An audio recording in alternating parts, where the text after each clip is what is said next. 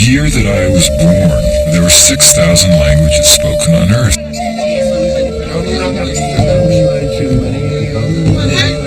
Now, a language is not just a body of grammar, a set of words. A language is a reflection of culture. It's a flash of the human spirit.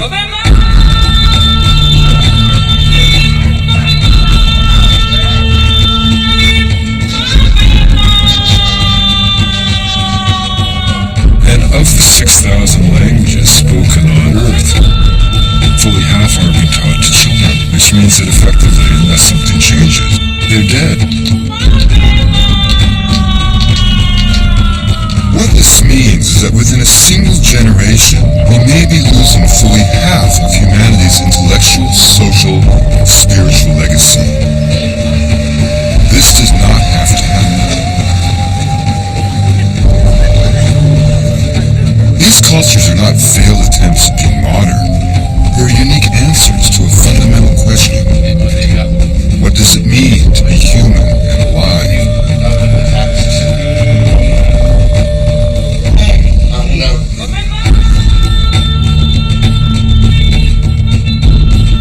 I've come to the Arctic to see how the Inuit thrive in the world's harshest environment. They have survived here for centuries. But now the climate is changing, and the ice is melting. The Hunt and the Inuit, facing the end of the cold, and the light at the edge of the world.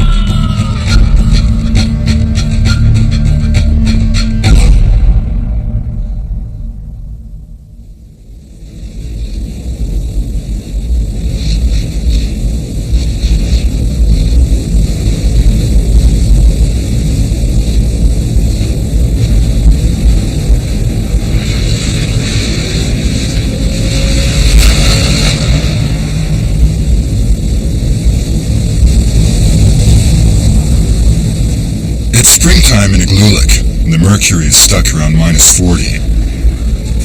It doesn't matter if the thermometer is Fahrenheit or Celsius. When it's this cold, they both say the same thing.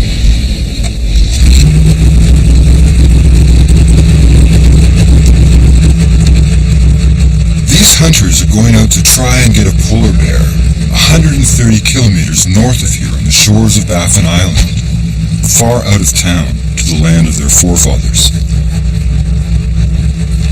I'm bundled in more clothing than I think I've ever had on in my life.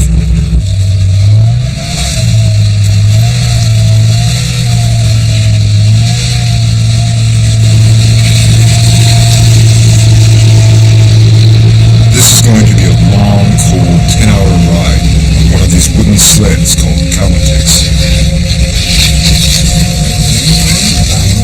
This is not a hunting and gathering society, the Inuit. It's a hunting society. There's precious little to gather. And as a hunting society, they really reflect, not in an archaic way, but in a kind of essential way, who we all once were.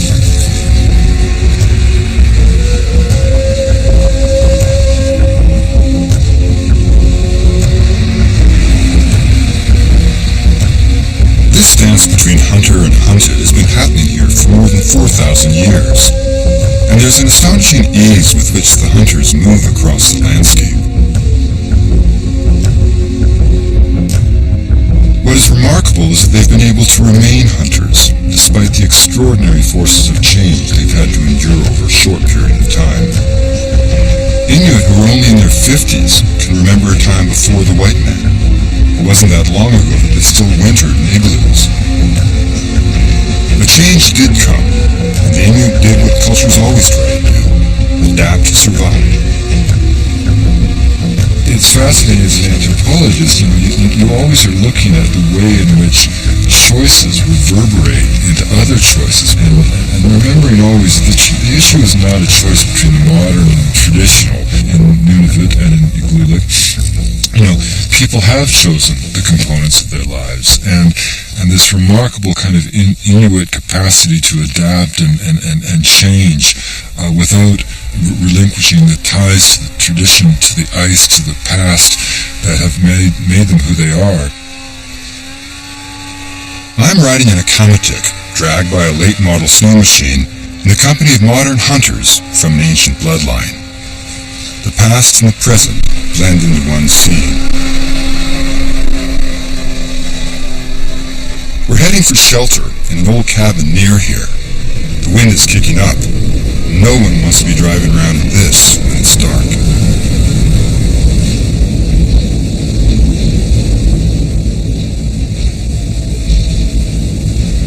The snow is blowing with full force the next morning. The temperature has dropped. Nothing to do today but wait out the weather where it's warm.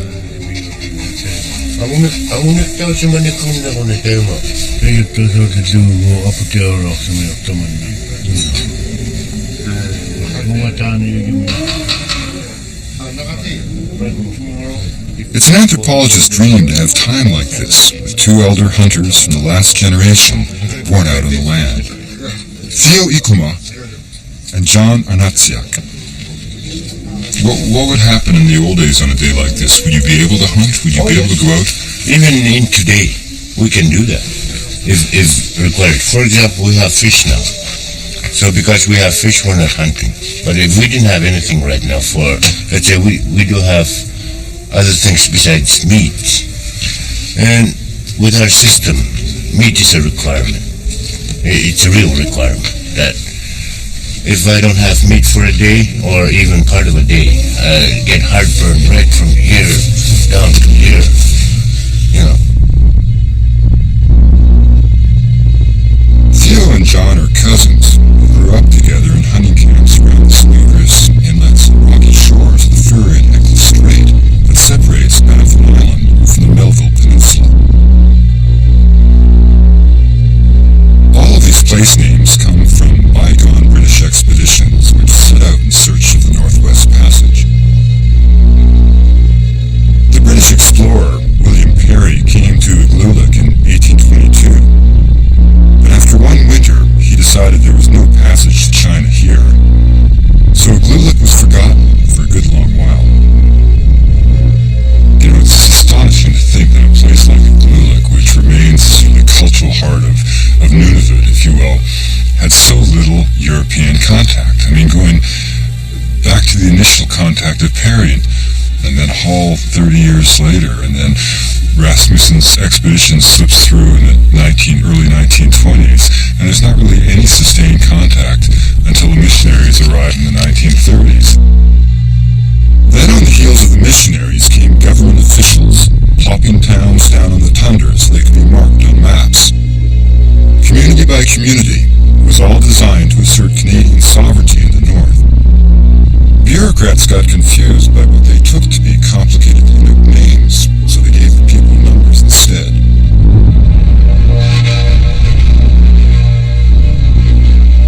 Then tuberculosis hit. All the Inuit were taken aboard hospital ships. Anybody who tested positive was sent south for treatment. Many didn't come back. Dogs were shot for fear of a distemper outbreak. Snow machines arrived, but they needed gas, so people had to stay in town to work. Anglicans competed with the Catholics for the souls of the recently settled nomads. And in what seems to be a universal chapter in the treatment of native peoples, the children were torn from their families and sent off to boarding schools. Theo and John were delivered by bush plane to the Roman Catholic residential school in Chesterfield Inlet. John was 8, and Theo was 6.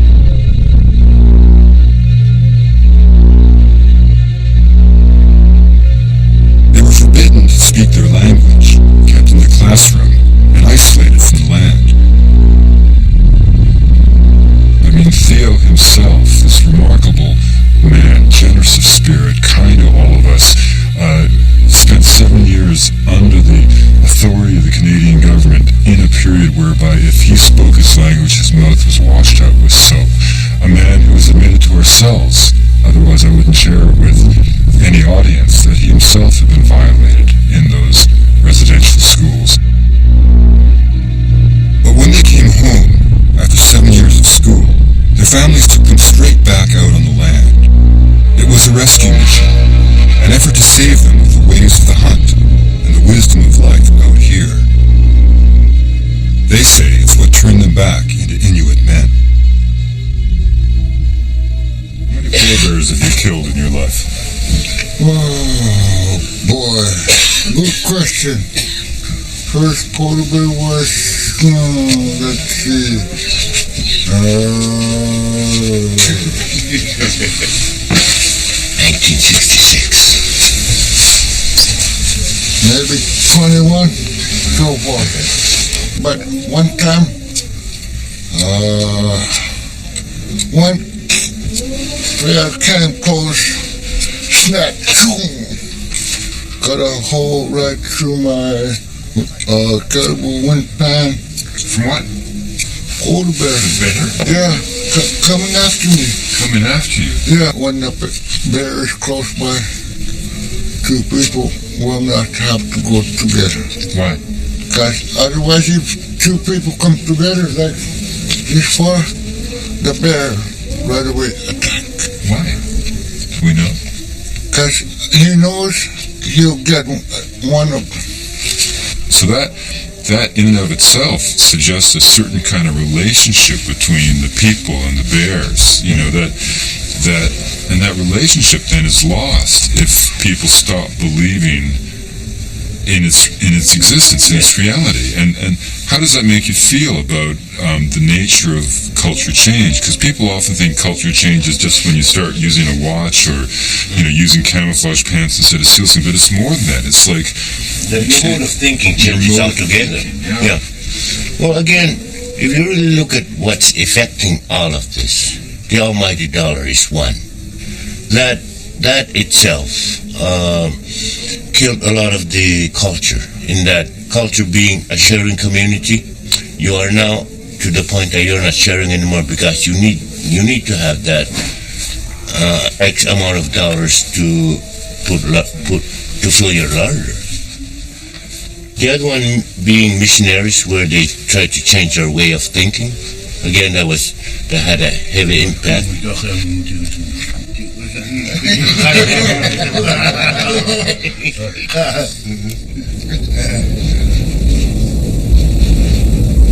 This morning when it started to blow, you thought the weather was going to just pass by. Do you still feel that? Looking at the window, yes, I do. Mm-hmm. Just the window. And what's the window telling you? Nothing. I'm just looking at the window.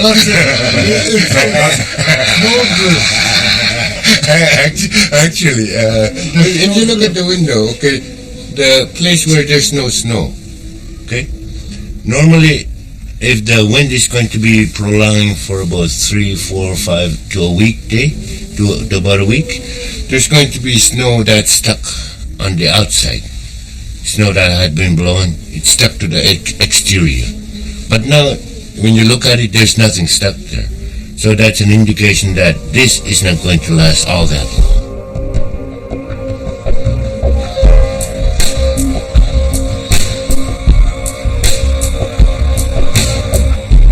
Once the wind dies down, we are finally freed from the small cabin to go looking for polar bears.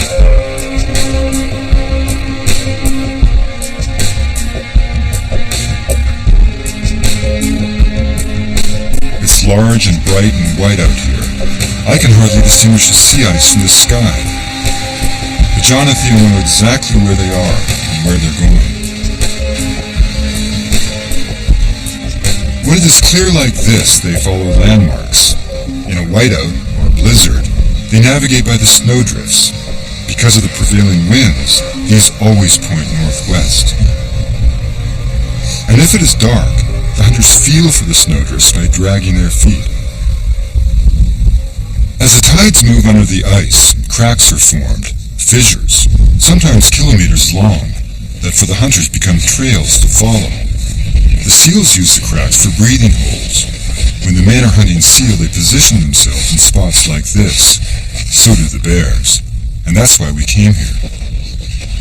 Tracking the bear, you can follow these leads, but you get so that you can actually know, not just from the from the footprints, but also just from what they do around the ice, which bear you're following. I mean, you can, Yeah. you can Oh, kind yes. of know exactly the animal. And if you look at the tracks that we saw, Yeah.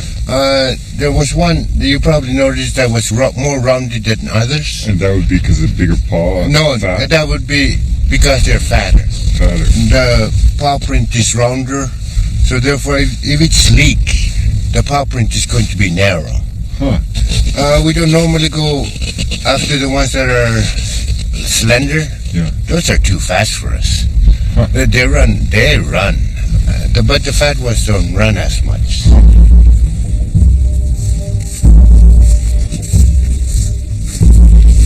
Theo and John believe they are part of a hunting cycle with polar bears.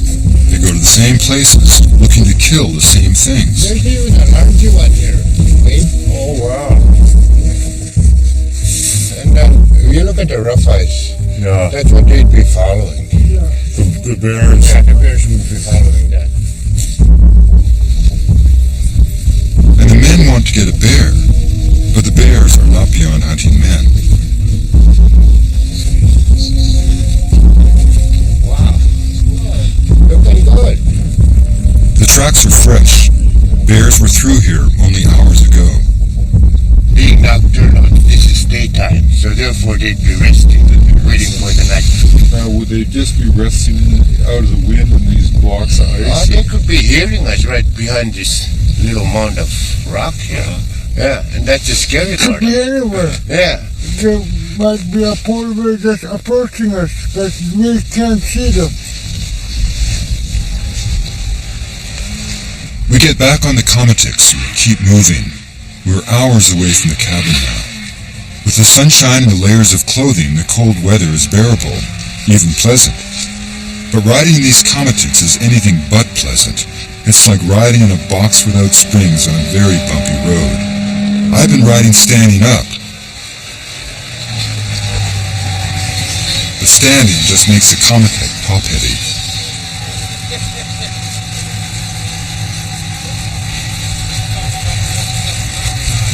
Yeah, no problem. Yeah. No problem.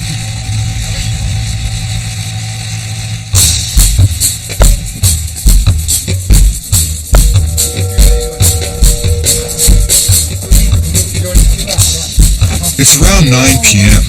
Theo and his nephew Harry have decided to head out into the night on their own. The temperature is starting to drop as the caribou skins come out.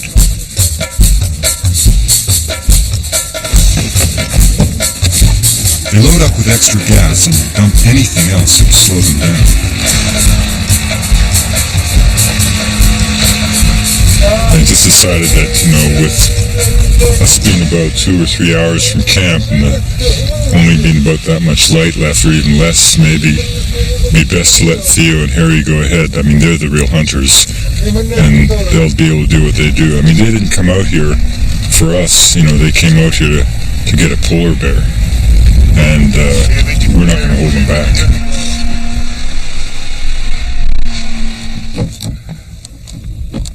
As the weather brightens, the hunting camp at White's Inlet feels like the most welcome place in the world.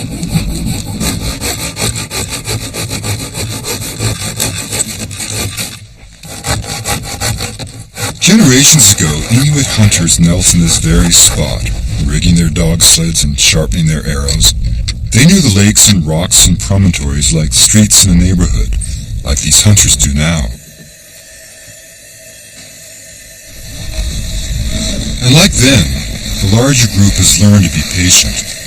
Theo and Harry are expected back from their bear hunt soon.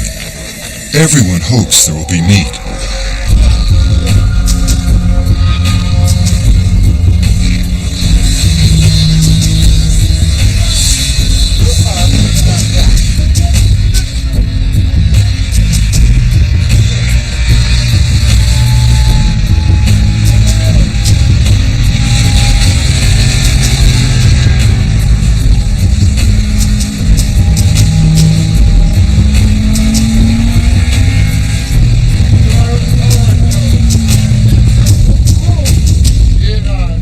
What I find fascinating about the hunting way of life, is that hunting is it's in so many ways it's sort of the essence of what the human being for most of human history was. I mean, the act of being a hunter gives a kind of an immediacy to the presence of death. Death becomes an everyday occurrence because in order to live you must kill.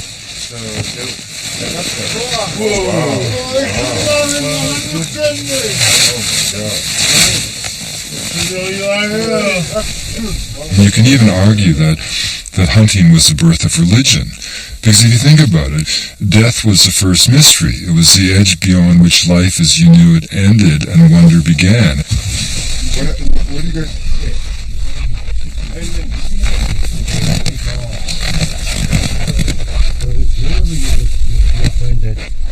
The job now is to get the remains of the bear back to town. The hide will go to auction, but the meat will be butchered and split among the elders of the community, the ones too old to be out on the land anymore. When the hunters head back to town, they say they're returning to the white man's place. For any nomadic people, to settle down implies a transformation of culture. But the Inuit have tried to make do, to retain their traditions of shared food and communal care.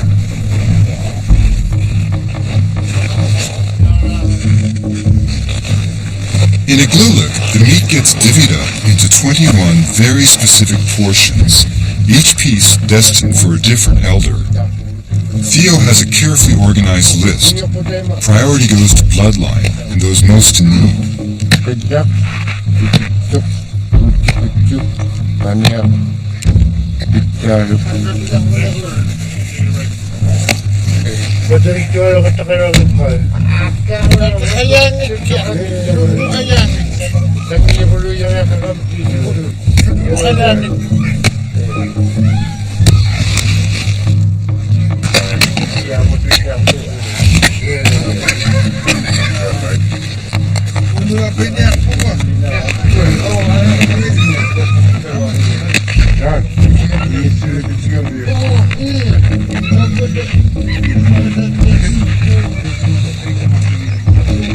The Inuit territory of Nunavut holds 1/5 of Canada's landmass within its borders, but is home for only 30,000 people. Less than 50 years ago, they were still on the land. Theo and John's generation has gone from skin tents and igloos to Nunavut's constitutional negotiations and wired villages. But for the more recent generations, the ones born in Igloolik, change has been corrosive. The Inuit people in their very essence have always been defined by their relationship to the land. But today many don't go out on the land. At the same time, they don't have the skills or opportunities to compete in the modern economy. They are caught between the old world and the new, lost in transition. They were centralized to places like Igloolik. With that came the problems. There were too many people living together, people who weren't accustomed to each other. Social problems started right from day one. And then the alcohol abuse, the substance abuse came in later. That escalated everything. And then from that, they hadn't really, the way we look at it, they hadn't really healed themselves from that initial move. The suicide rate here is 6 times higher than it is in southern Canada. In traditional Inuit culture, young people did not kill themselves. Today, in a town like Igloolik, when one person commits suicide, others are likely to follow. A sad, quiet wave of despair that sweeps over the community.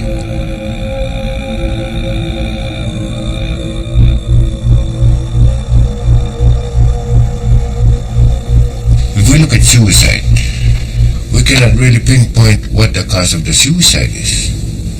There's not only one cause, there's a whole number of things that are happening here. So, who becomes the expert? Nobody.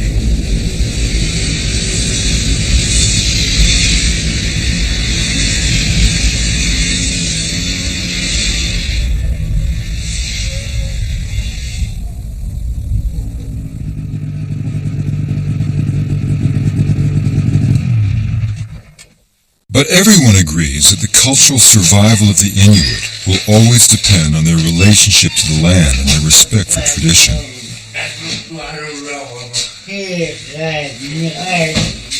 Since the inception of Nunavut, new restrictions on hunting have come in. Each town has a quota on bears, so when the Igloolik elders get their bear meat, it's treated as a delicacy, a taste of times past. 84-year-old Teresi Jongyak grew up on the land. She had already had a child before the first missionaries came to Igloolik. Her people knew the length and breadth of the Arctic, all the way to Greenland, weeks and months away, where their blood intermingled and they shared their words and stories.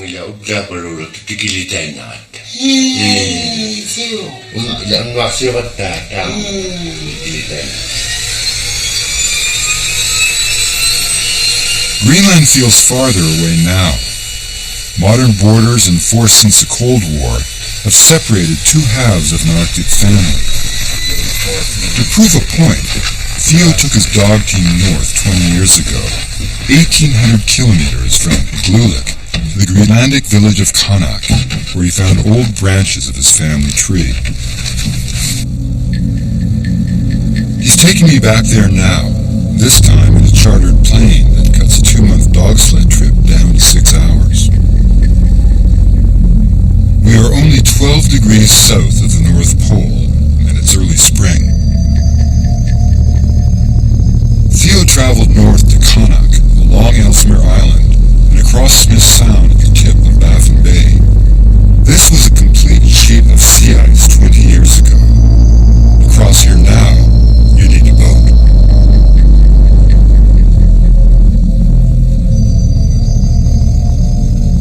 Three hours into the flight, even I know that the ice isn't supposed to look like this in April. The ice didn't form until late February, where normally it's frozen over in October. So it's not allowing us to go to places where we could go at this time of year. After all the Inuit have been through, they now have to face changing weather. The climate becomes a cultural issue. What are the people of the ice and cold supposed to do when the ice and cold are gone?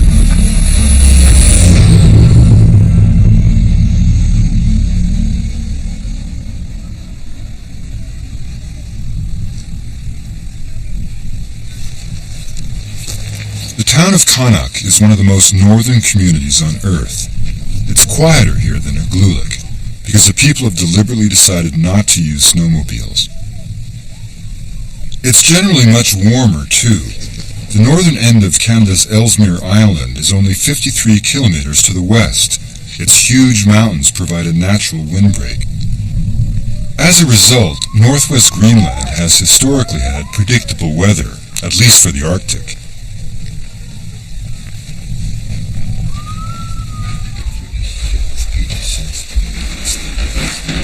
In the Qaanaaq nursing home, Theo goes looking for an old-timer named Kisuk, who traveled by dog team to Nunavut half a dozen times.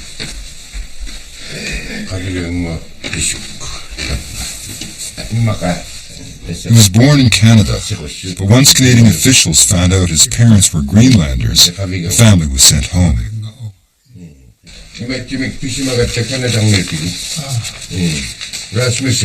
Theo has brought along a genealogical chart.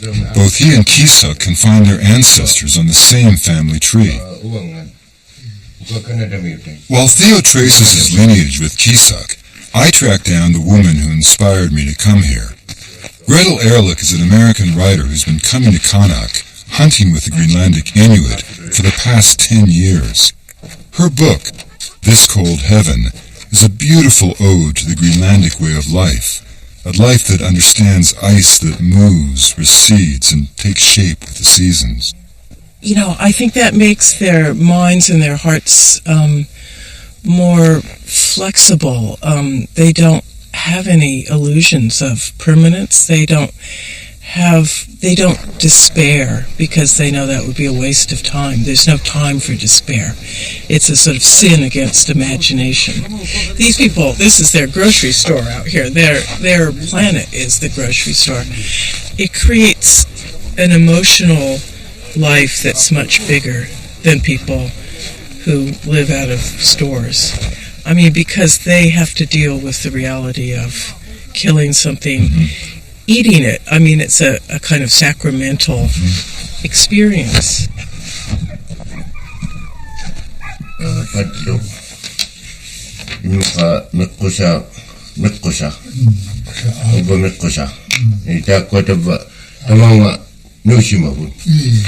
When I meet up with them, they want to hear my language because it's a language which these people spoke, something that they had heard. When I speak it, it just gets them right back to that. But the old world is no longer outside of Kisuk's nursing home window. He knows the younger hunters can't rely on the ice. It's not stable, not sound. In some cases, it's not even there. The traditional hunt depended on the sea ice. Kisuk worries that sometime soon it will be finished. Una kingoti. Kisusyak puti. Uttumane aksimasuk kanikkamilakkamata idan idan. He's using that to see seals that are on the ice. Just the fact that he sees a seal out there lightens him up in knowing that, okay, there's a food source that's still available.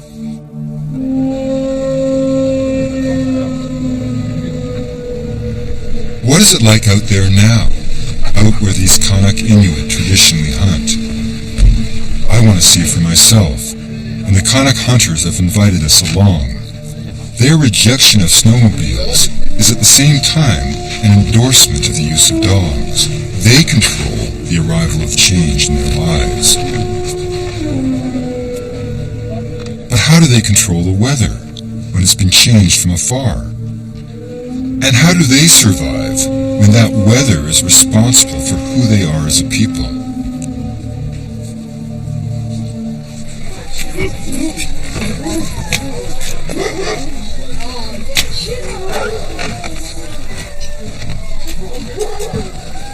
The men and dogs of Kanak, Greenland are heading out to the northernmost hunting grounds in the world.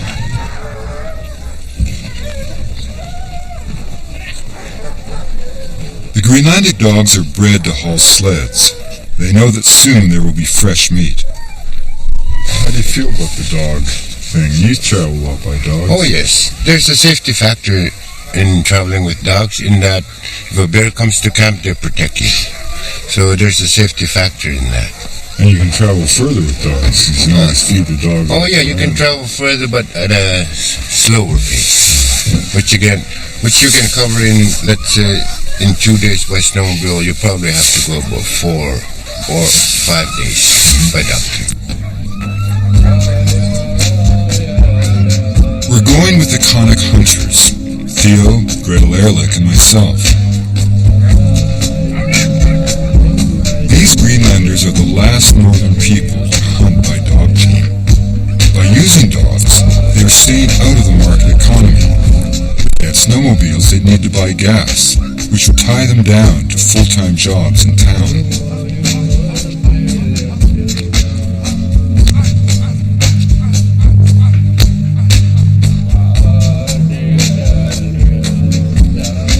The dog teams only move at about 3 kilometers an hour. There's no engine racket, no noxious exhaust fumes, although the dogs don't always smell very good.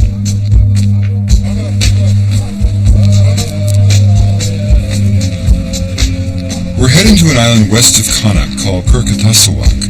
The sea ice ends near there. It's the best place to hunt for sea mammals.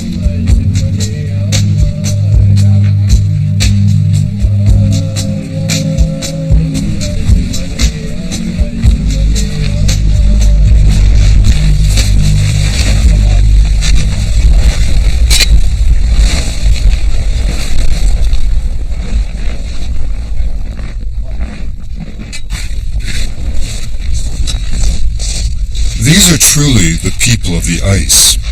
Greenland's surface is 80% covered by ice. They travel by ice, they hunt on the ice. The complexities of ice, that's what really struck me most when I first came here.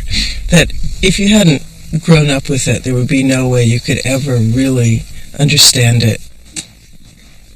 There's this wonderful word in Greenlandic, sila, or hila in this dialect, H-I-L-A, or in West Greenlandic, S-I-L-A, which means both weather and consciousness. I mean, in a sense, it's the weather that brings the animals to them, and it's also the weather that takes them away. It brings life and it brings death, sort of on a daily basis.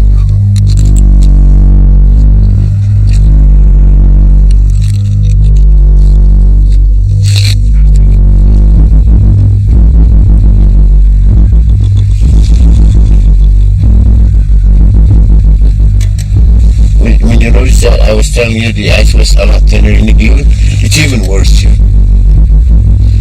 The flow edge isn't where it's supposed to be. It's closer. There's more open water ahead than the Kanak Inuit are used to. Their hunting season's been shortened from 9 months to 3, all because of worsening travel conditions on the ice. The leader of the Kanak hunters is a bear of a man named Jens Danielsson. He points out the field that the ice should be a meter thick here.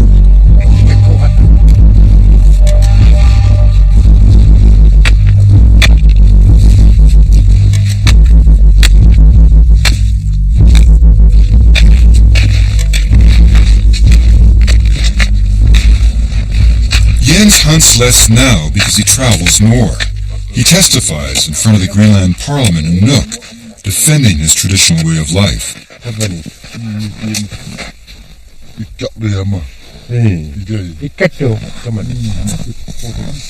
I was here in Norwal hunting in the summer, and it rained almost the entire time I've been here.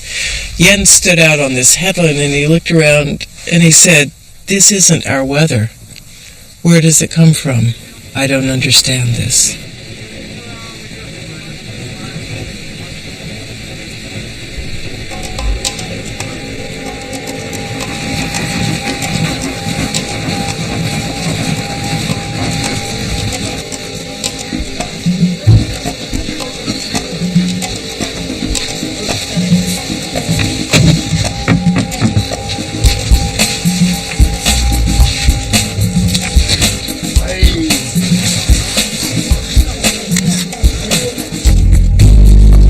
Until recently, Jens and the other men still used kayaks to hunt on the water. But a few years ago, they saw a friend killed by a walrus. So now they use these safer gas-powered motorboats and edge closer to the market economy.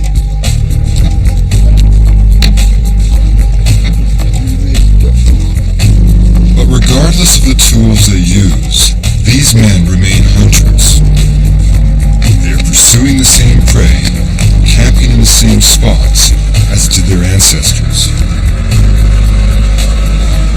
But they wonder, how much longer will they be able to do that? The sea mammals live around the ice, but what if the ice gets scarce? Will the Kanak hunters have to travel further for food?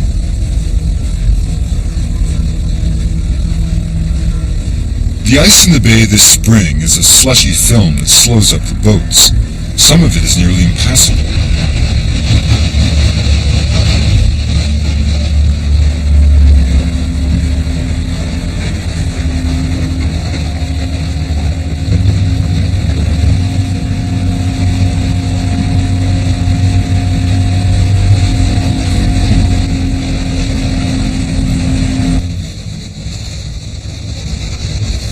What we've got is a bearded seal up on the ice shore along the flow edge there. The problem is that this ice here is obviously getting thicker, and the question is whether we'll be close enough to shore. But a bearded seal is a heck of an animal, is 1,000 pounds of meat. So we're just going to see what happens.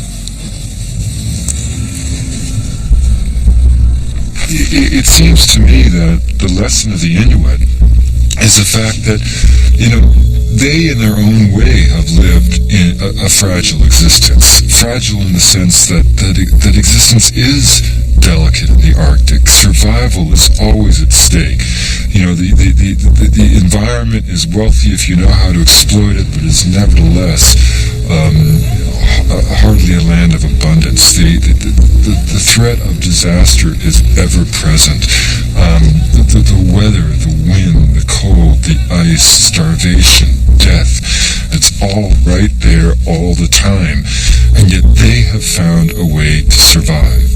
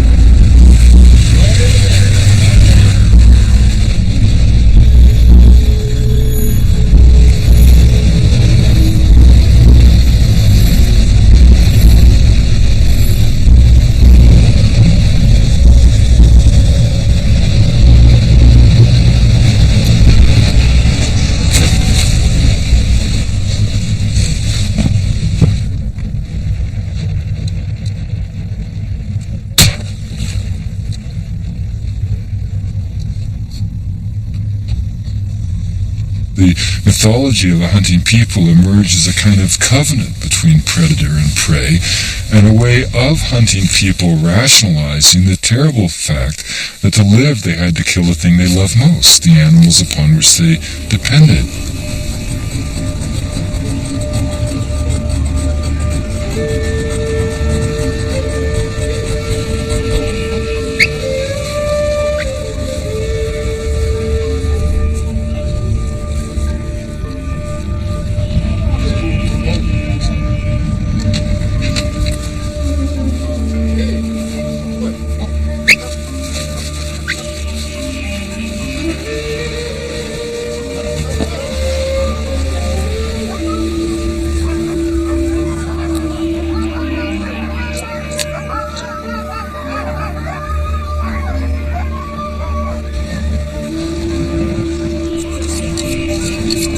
In the Arctic, blood on ice is not a sign of death, but an affirmation of life.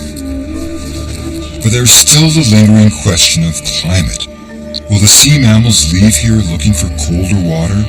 Or worse, will they die off altogether? In the ice and the animals lies the fate of the Inuit, not just here, but everywhere across the north. And so in that sense, they are kind of the canaries in the coal mine, because they are the ones whose lives are most directly and immediately and consequentially being impacted by the first tragic and disastrous waves of climate change. Jens said to me on our last trip, where we just hunted desperately for ice, even just good enough to travel on, much less to hunt on, he said, if we lose the ice, it will be a disaster. Without ice, we're nothing.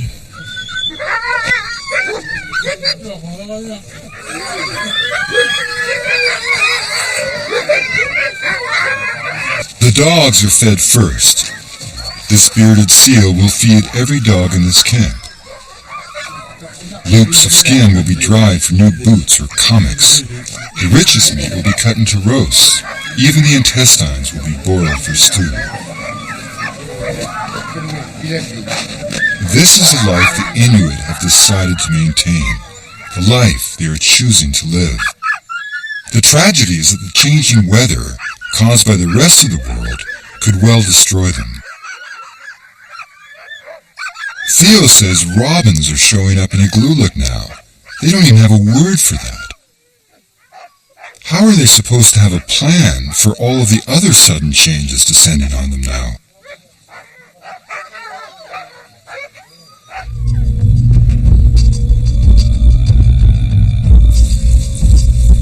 Okay, wait. This is pretty much where the grave is. The genius of the Inuit was their ability to thrive in the harshest environment in the world, with a technology limited to what they could carve from bone and stone. You can see how it's cut out.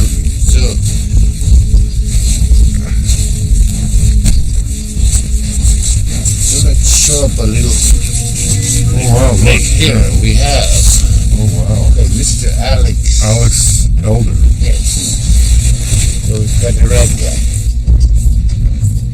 In 1823, British seaman Alexander Elder succumbed to one deep Arctic winter, and yet the Inuit people and their forebears thrived here for 4,000 years.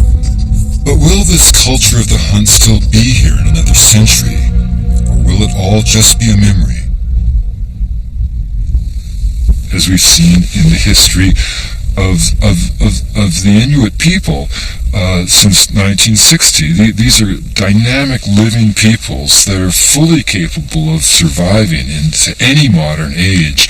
And the supreme tragedy is the possibility that our cavalier relationship to the earth, our blind ignorance at the impact that our own industrial processes are having on the biosphere, will not only have this death-like impact on our own planet, but will also bring to the end the Inuit way of life.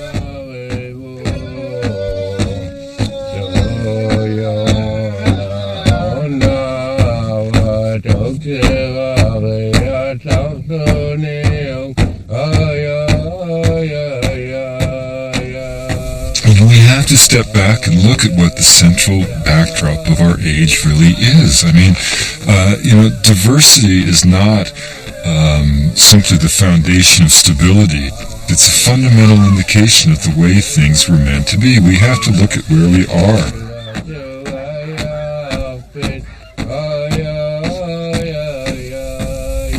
If there's one thing that anthropology teaches, it's that culture is not trivial. Culture is not feathers and bells. It's not decorative. It's culture that allows us to make sense out of sensation, to find order and meaning in a universe that may have none.